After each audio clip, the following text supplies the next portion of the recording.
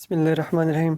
तो इससे पिछली जो वीडियो थी उसमें हमने nucleophile as a carbon as a nucleophile ये पढ़ चुके थे, सल्फ़र एज ए न्यूक्लियोफाइल ये भी पढ़ लिया, ऑक्सीजन एज ए न्यूक्लियोफाइल ये भी पढ़ लिया, नाइट्रोजन एज ए न्यूक्लियोफाइल ये रह गया था। अब इसको हम पढ़ेंगे, लेकिन इसमें एक ये बात रख लें, जितने भी हम ये नाइट्रोजन वाले सारे कंपाउंड ऐड करते जाएंगे, इसमें एक चीज़ कॉमन है।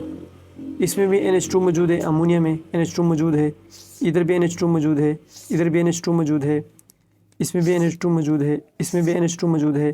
तो ये चीज़ कॉमन है, बस ये माइंड में रख लें कि नाइट्रोजन के जितने भी कंपाउंड हम ऐड करेंगे उन सब में NH2 मौजूद है। इधर हाइड्रोजन में ये हाइड्रोजन है N2H4, इसमें भी NH2 मौजूद है। इसको हम स्प्लिट करेंगे फिर आपको समझ में आ जाएगी। इसमें एक इस तरह हाइड्रोजन हम इस तरह NH2 ये हाइड्रोजन है, इसमें भी NH2 मौजूद है। तो सब में NH2 मौजूद है, ये आप ये कब क्लियर होना चाहिए। जितने भी नाइट्रोजन के हमने कंपाउंड्स इसमें कार्बोनाइल कंपाउंड में इसमें हम एडिशन करेंगे तो सब में NH2 मौजूद है। ये चीज़ बहुत इंपॉर्टेंट है। अब कैसे करेंगे इसको आगे देखते हैं।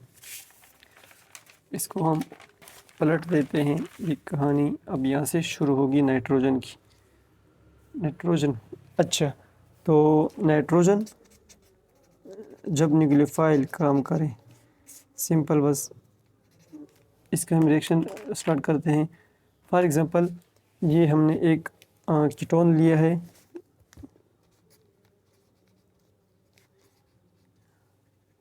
CH3 इंटू ये डबल बॉन्ड, और इसमें हमने एडिशन की है NH2 की इंटू R, यानी प्राइमरी एमाइड हम स्टार्ट ले रहे हैं। अब हमें पता है कि ये इधर अटैक कर लेगा और ये ऑक्सीजन इस तरफ जाएगा, तो इससे प्रोडक्ट जो बनेगा उस पर गौर कर लें। CH3 into CH3 oxygen negative, और यहाँ पे ऐड कौन हो चुका है, ऐड जो हो चुका है उसको आप देख लें। ऐड जो हो चुका है वो NH2 और इसके साथ R भी है।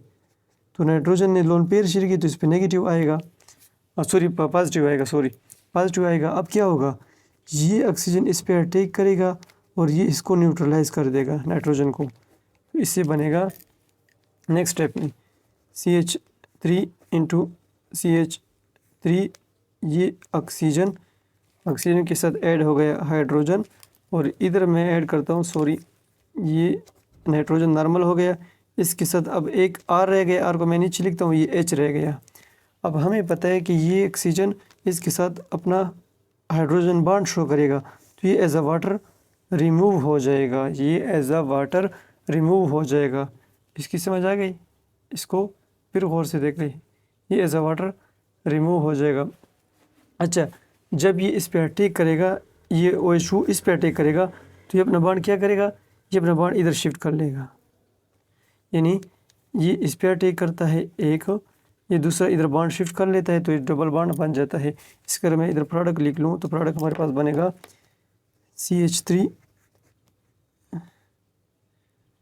Into CH3 double bond N और R, ये हमारे पास बॉन्ड बन गया है। तो मैंने पहले बताया था sp2 से sp2 ही बन गया, लेकिन तो क्या हुआ यहाँ पे, इसमें क्या हुआ, हाँ इधर देख लें, इसमें कंडेंसेशन रिएक्शन हो चुका है। थोड़ा सा गौर कर लें, सब्स्टिट्यूशन नहीं हो चुकी, देखिए ये मैंने चलो ठीक है, इसमें क्या हो गया, कंडेंसेशन हो चुकी है, कोई सब्स्टिट्यूशन नहीं हो चुकी, मतलब एक ग्रुप की जगह दूसरी जगह ग्रुप आ गया। यहाँ पे O तो यहाँ पे NR आ गया, कोई सब्स्टिट्यूशन नहीं हो चुकी है, कंडेंसेशन वाटर का रिमूव हो चुका है, न्यूक्लियोफिलिक एडिशन हुई है थ्रू कंडेंसेशन रिएक्शन। ये प्रोडक्ट हमारे पास बन गए, sp2 से sp2 बन गए, और उन्होंने कोई हाइड्रोलिसिस हमने नहीं की, क्योंकि ये कंडेंसेशन हाइड्रोलिसिस के अपोजिट होता है। एक तो ये रिएक्शन हो गया। अब ये इसको हम क्लोज कर देते हैं, इसका दूसरा रिएक्शन देखते हैं। फॉर एग्ज़ाम्पल हम इसका दूसरा कंपाउंड लेते हैं, अच्छा इसमें एक ही चीज़ है, चलो अब खैर पढ़ लेंगे। ये CH3 into double bond, oxygen ऊपर चला गया, डबल बॉन्ड ये हो गया। इसमें हम एडिशन करते हैं NH2 इंटू OH हाइड्रोक्सिल अमीन की। हाइड्रोक्सिल अमीन क्या करेगा, ये नाइट्रोजन अटैक करेगा, हमें पता है, इस पे, और ऑक्सीजन लोन पेयर उधर चला जाएगा। इससे जो प्रोडक्ट बनेगा CH3 इंटू ऑक्सीजन नेगेटिव। ये इस तरह करता हूँ, ये H मैंने नीचे लिखता हूँ, इसका जो H है वो मैंने नीचे लिख लिया, और नाइट्रोजन को मैं इधर लिखता हूँ। ये देखो नाइट्रोजन के पास एक H, दूसरा H और एक OH, ये अटैच है। नाइट्रोजन पे फिर पॉजिटिव आएगी क्योंकि इसने लोन पेयर पे अटैक किया है, इसका जो लोन पेयर है वो यूज़ हो चुका है। अब ये क्या होगा, अगेन ये इस पे अटैक करेगा, ये इसको न्यूट्रलाइज कर देगा। इससे क्या होगा, सेम मैकेनिज्म है, बिल्कुल कोई मसला इसमें नहीं है, रिएक्शन बहुत आसान है। इधर O, फिर इसने H पे अटैक कर लिया तो OH हो जाएगा, और इधर N रह गया है। N के पास एक हाइड्रोजन, दो हाइड्रोजन थे, एक उधर चला गया और एक इसके पास, एक हाइड्रोजन इसका उधर चला गया, तो एक हाइड्रोजन एक OH ये रह गया। इसके साथ अब ये चीज़ है। अब क्या होगा, अगेन ये इस पे अटैक करेगा, वो कंडेंसेशन होगी और इधर डबल बॉन्ड बनेगा। अब इससे जो बनेगा प्रोडक्ट ये है CH3 into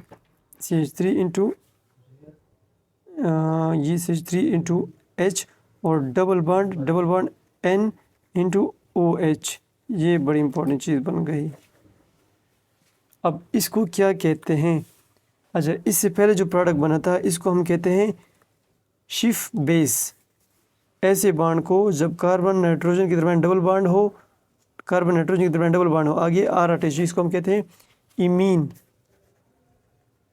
imine. For the first time Schiff ने इसको डिस्कवर किया था, इसलिए फिर इसको कहते हैं शिफ बेस। ये शिफ बेस था, और ये इसको कहते हैं अक्साइम। जब कार्बन नाइट्रोजन के दरमियान डबल बॉन्ड हो और R अटैच होगा तो इमीन शिफ बेस, और जब कार्बन नाइट्रोजन के दरमियान डबल बॉन्ड और दूसरा फंक्शन ग्रुप अटैच हो तो हम कहते हैं अक्साइम, हाइड्रोक्सिल फंक्शन ग्रुप होती है, एग्जाइम बन जाता है।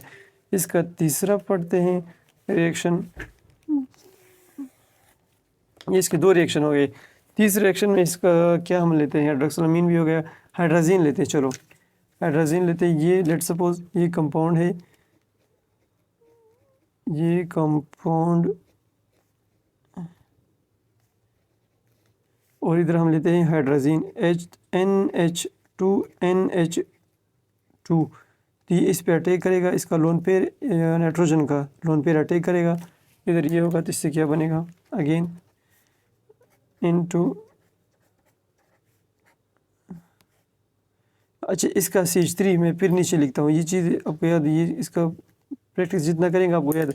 और ये जो ऐड होगा इधर नाइट्रोजन, इधर इसका ऑक्सीजन, उस पर नेगेटिव मैंने लिख लिया।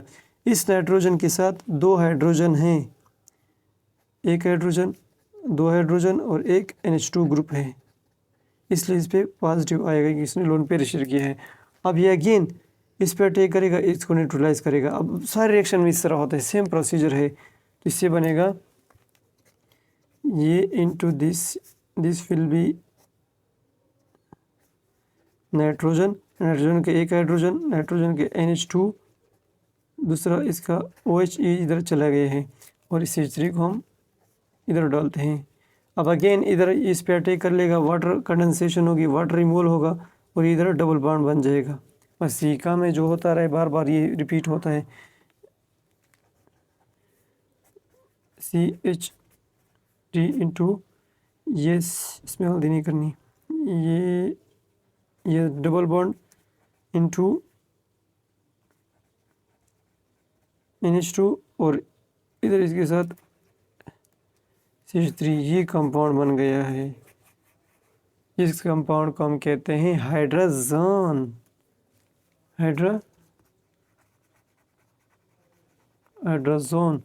तो हाइड्राजीन ने हाइड्राजोन बना दिया। तो अगर आप थोड़ा सा सोच ले, इसमें तीन रिएक्शन का एक ही मैकेनिज्म है, कंडेंसेशन। आगे इसकी जितनी भी बढ़ेंगे, जब तक कि मैं पहले पढ़ा चुका हूँ कि नाइट्रोजन के जितने भी हमने डेरिवेटिव बनाए थे वो मैंने कहाँ पे लिखे हैं, वेयर इज नाइट्रोजन डेरिवेटिव, ये है, सब में NH2 मौजूद होगा। अमोनियम में NH2 है, अमाइड में NH2 है, हाइड्रोक्सिलामीन में NH2 है, हाइड्रोजीन में NH2 है, कार्बोजाइड में NH2 है, इसमें भी NH2 है। तो जब तक ये हाइड्रोजन 2 मौजूद हैं तब तक कंडेंसेशन होती रहेगी है, क्योंकि वाटर के रिमूवल के लिए कितने हाइड्रोजन चाहिए? 2 H2O।